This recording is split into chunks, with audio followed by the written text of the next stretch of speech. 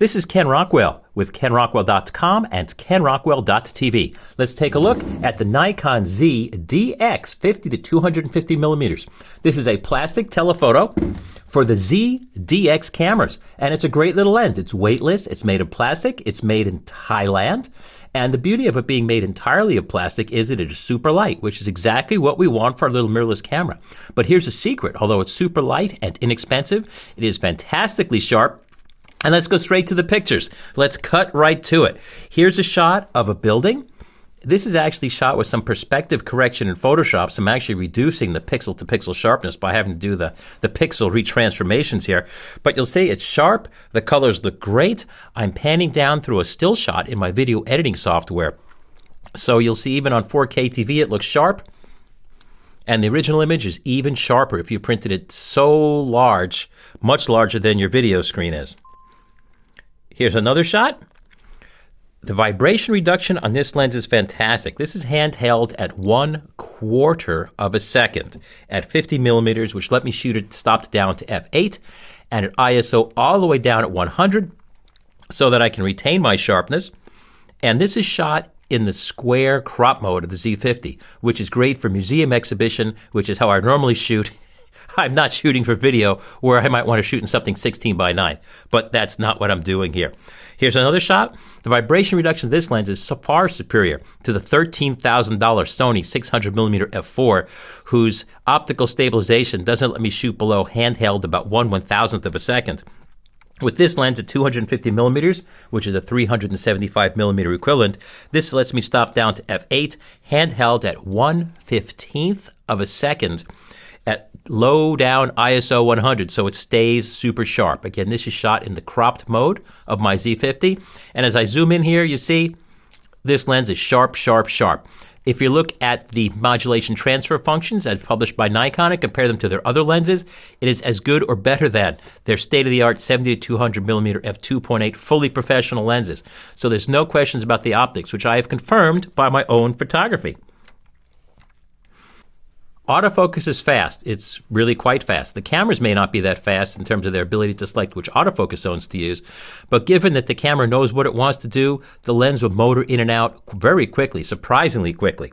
Manual focus is superb. One of the core things about Nikon is, compared to Sony and Canon and Fuji, Nikon has it down. Anytime you rotate this ring, manual focus takes over and you're in control. You don't have to futz around with DMF mode or heaven only knows what other modes are on these other cameras that never work. With Nikon, it always works. And if you don't want this to be focus, you can program this to do other things in your camera. Focus breathing is of interest to cinematographers. When they focus in and out between two actors engaged in dialogue, you don't want the image changing its size, which most lenses do. This lens is unique in that the size of the image does not change as focused nearer or farther. Now, I don't know how you're going to get this on a focus rig because this is an electronic ring. It's not mechanically coupled to anything, so there's no unique relationship between the position of this ring and the actual focus distance, but good luck. The Bokeh is pretty good. It's a slow lens, so it never gets that far out of focus, but what is out of focus looks nice and clean and smooth. This is at 50 millimeters at f4.5 wide open. This is a different shot at 100 millimeters wide open at f5. And as we go all the way out to 250 millimeters at f6.3, the out-of-focus areas are fine. They don't disturb. There is no distortion as shot on the Z cameras, which default to automatic distortion correction. If you're silly enough to turn off the automatic distortion correction, yes, there's a moderate amount of barrel distortion at 50 and a moderate amount of pincushion distortion at the longer ranges. There's no distortion at 70, but it's normal levels of distortion and it automatically corrects by default, so just don't turn off the distortion correction if you don't want any distortion. Ergonomically, this lens is a dream. It's one big fat focus ring, one easy to get manual focus ring. For guys like me who've been shooting forever, it is so much better than most of the other lenses that don't focus close enough or have interlocks to get the macro range. And oh gosh, this lens just shoots, so I love it.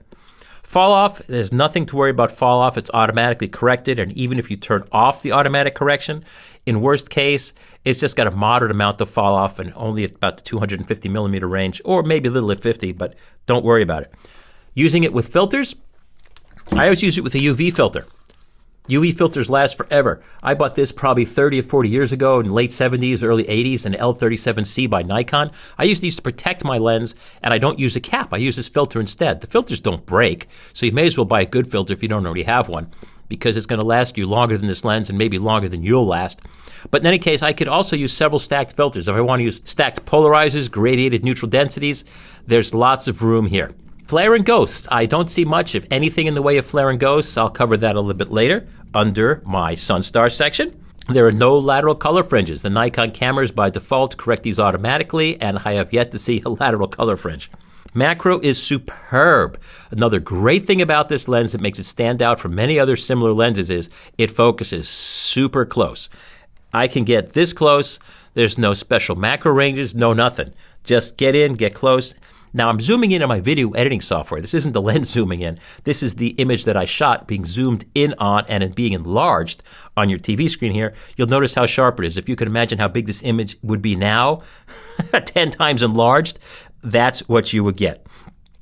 Mechanically, it's all plastic, but that's okay because that's what makes it weigh nothing and cost nothing. And you know what I do like? Is as a guy who shoots a lot of lenses for a lot of decades, is that it doesn't grind. The plastic lenses, when you mount them on your camera, nice and smooth. It does not have a rubber gasket. It doesn't really need one. You'll notice there's a little bit of a lip there.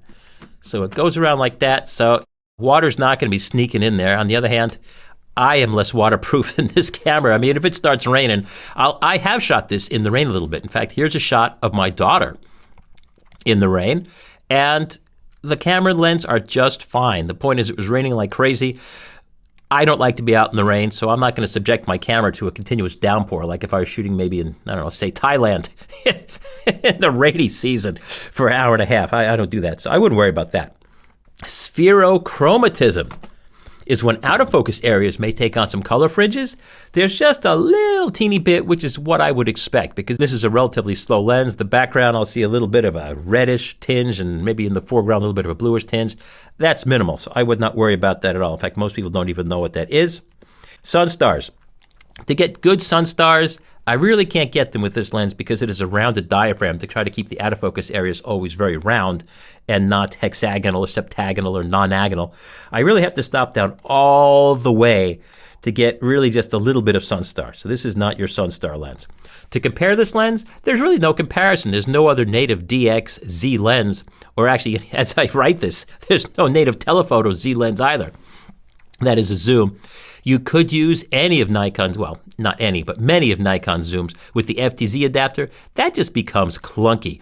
There's no lens they make with the performance of this lens optically.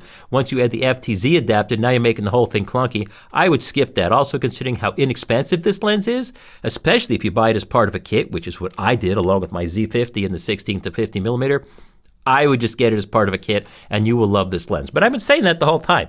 It's a uniquely sharp lens.